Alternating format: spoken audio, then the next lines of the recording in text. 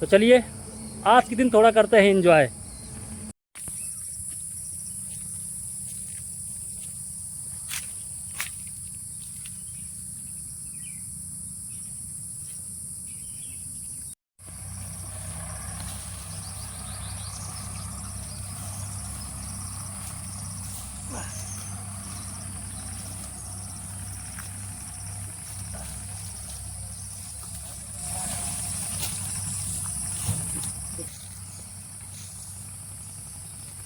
OP भाई ले एक साथ में आ जाती बड़ी बड़ी अच्छी है यार एकदम मीठ मीठ।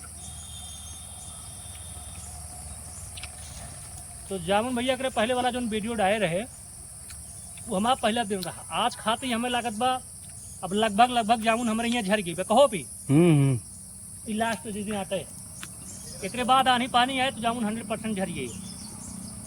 बस एक आने का और देर हुआ।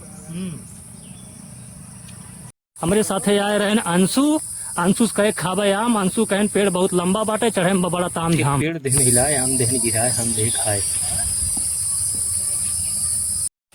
फिर जमुन पेड़ चढ़ के पेड़ देहन हिलाए जामुन देहन गिराए।